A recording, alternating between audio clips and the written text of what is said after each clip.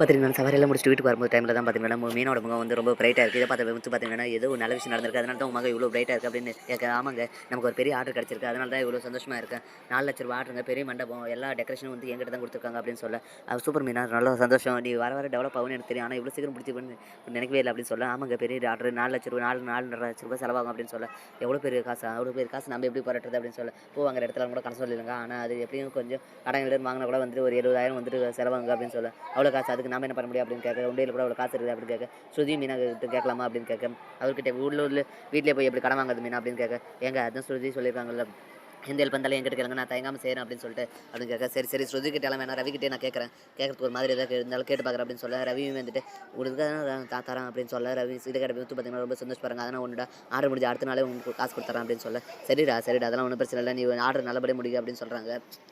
இந்த விஷயம் பார்த்தீங்கன்னா, எப்படி ஒரு சிந்தாமணி தெரிஞ்சது. மீனா வழக்கமா எனக்கு தான் ஆர்டர் குடுத்துருப்பாங்க. இப்ப என்ன மீனாவுக்கு குடுத்துருக்காங்க. இது இப்படியே விடக்கூடாது. இப்படியே விட்டா அவ நமக்கு போட்டி வந்துருவான்னு சொல்லிட்டு பார்த்தீங்கன்னா, இதுக்காக பார்த்தீங்கன்னா, வித்யா கிட்ட போறாங்க. வித்யா கிட்ட போயிட்டு பார்த்தீங்கன்னா, உங்கள பத்தி உங்க மருமக என்னென்னலாம் சொல்றாங்க தெரியுமா? அவ பூ காட்டுறதுனால என்ன மதிக்கவே மாட்டேன்றாங்க.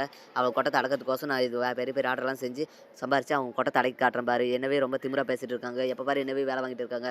அதனால நான் முன்னேறி அவங்களும் வேலை வாங்கி காட்டுறேன் அப்படின்ற மாரிலாம் வெளியில சொல்லிட்டு இருக்காங்க. இதெல்லாம் உங்களுக்கு தெரியுமா? அப்படின்னு கேட்க, இத கேட்ட வித்யா பார்த்தீங்கன்னா, செம கோவப்படுறாங்க.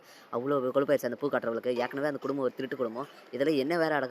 இவ அடக்குறாளா? இல்ல நான் அவள அடக்குறேனா? பாரு இன்னைக்கு என்ன நடக்குதுன்னு சொல்லிட்டு பார்த்தீங்கன்னா, வீட்டுக்கு வந்து அதான் புதும்ன்னு கத்துறாங்க. இத கேட்ட அண்ணாமலை பார்த்தீங்கன்னா, எதுக்காக இப்ப எல்லாரையும் பார்த்து கத்திட்டு இருக்க? மீனாவ என்ன தப்பு பண்ணா? எதா இருந்தாலும் என்கிட்ட சொல்லு அப்படின்னு கேட்க, உங்க மருமக என்னென்ன சொல்லியிருக்கா தெரியுமா? வெளியில போய் என்ன அடக்கி காட்டுறேன், என்ன இவ்வளோ திமிரு பண்றேன் அப்படி இப்படின்னு நெறைய வார்த்தை சொல்லியிருக்கா அப்படின்னு கேட்க, மீனா அப்படிப்பட்ட பொண்ணு கிடையாது. அவ எப்படிப்பட்டவன்னு எனக்கு நல்லாவே தெரியும். சும்மா வீணா மேல பழி போடுறதுக்காக இவ மேல குத்தம் சொல்லியிருக்காதுல. யார் சொன்னாங்க ஃபர்ஸ்ட்டு உண்மைய பேர சொல்லு அப்படின்னு கேட்க, அதுக்கு வித்யா வந்துட்டு யாரு எப்படி சொல்றதுன்னு சொல்லிட்டு அமைதியா இருக்காங்க. பேர் சொல்லாத அளவுக்கு அவ்வளோ பெரிய ஆளுங்களா?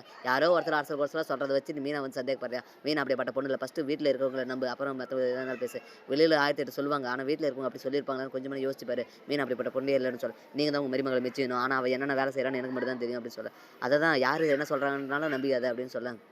இப்ப நான் என்ன சொன்னாலும் உங்களுக்கு காதுல ஏத்தாது. ஒரு நாளைக்கு உங்க காது பட வரும். அப்பதான் உங்களுக்கு தெரியும் அப்படின்னு சொல்ல. சரி வரும்போது பார்த்துக்கலாம். ஆனா மீன் அப்படிப்பட்ட பொண்ணு இல்ல. எப்ப பாரு அவளவே சந்தேகப்பட்டுருக்காது. போய் உன் வேலை என்னவோ அத பாரு அப்படின்னு சொல்லிட்டு பார்த்தீங்கன்னா, வித்யாவ சமாளிச்சு அனுப்பிச்சுடுறாங்க. இதுக்கு 4 வித்யா பார்த்தீங்கன்னா செம்ம கோவத்துல இருக்காங்க. டெக்கரேஷன் செய்வதற்கான எல்லா வேலைகளும் பார்த்தீங்கன்னா, மீனா மும்முரமா செஞ்சிருக்க டைம்ல தான் பார்த்தீங்கன்னா, சிந்தாமணிக்கு இந்த விஷயம் தெரிய வர இவள இப்படியே விட்டா ஆகாதுன்னு சொல்லிட்டு பார்த்தீங்கன்னா, அவள அன்னைக்கு டெக்கரேஷன் அன்னைக்கு மட்டும் வீட்ட விட்டு வெளியே போக விடாம பார்த்துக்கோங்க. அப்பதான் அவ எந்த ஆர்டரும் செய்ய மாட்டா. அப்புறம் உங்களையும் மிஞ்சி போக மாட்டா அப்படின்னு சொல்ல, இதுவும் நல்ல ஐடியா தான் இருக்குன்னு சொல்லிட்டு பார்த்தீங்கன்னா, வித்யா பார்த்தீங்கன்னா, அவ டெக்கரேஷன் செய்ற நாளைக்கு பார்த்தீங்கன்னா, எல்லா வேலையும் அவ மீனா மேலேயே வச்சுட்டு வீட்ட விட்டு வெளியே போக விடாத மாரி பண்ணிர்றாங்க. இதனால மீனா பார்த்தீங்கன்னா செம கோவம் வருது. அத்தைய மீறி நம்ம வெளிய போ முடியாது. என்னடா பண்ணலாம் அப்படின்னு யோசிச்சுட்டு இருக்க டைம்ல தான் அவங்க லேபர் கால் பண்றாங்க. கால் பண்ணிட்டு நடந்த எல்லா விஷயத்தையும் வந்து சொல்றாங்க மீனா. அதனால பார்த்தீங்கன்னா, நீங்களே இந்த ஆர்டர நல்லபடியா செய்யுங்க. நான் எப்படி எப்படி செய்யணும்னு சொல்லி உங்களுக்கு கைடன்ஸ் பண்றேன். அது மூலமா பார்த்து செய்யுங்க அப்படின்னு சொல்லிட்டு பார்த்தீங்கன்னா, மீனாவே சொல்ல அது பிரகாரம் பார்த்தீங்கன்னா, அவங்க எல்லாருமே வந்து சிறப்பா செய்றாங்க. இத பார்த்தீங்கன்னா, மண்டபத்துல இருந்திருக்க எல்லாருமே பார்த்துட்டு ரொம்ப சந்தோஷப்படுறாங்க.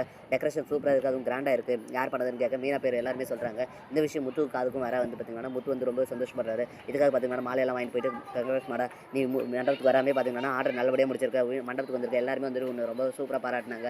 அந்த அளவுக்கு நீ டெவலப் ஆயிட்ட அப்படின்னு சொல்ல, இத கேட்ட வித்யா பார்த்தீங்கன்னா ரொம்ப பொறாமப்படுறாங்க. என்னடா இவள வீட்ட விட்டு வெளிய விடாத மாரி பண்ணிட்டு இருந்தோம். ஆனா இவ என்னடான்னா எப்படியோ அந்த ஆர்டர் நல்லபடியா முடிச்சிட்டாளே! என்ன பண்ணலாம்? இவள இப்படியே விட்டா ஆகாது. இவள வேற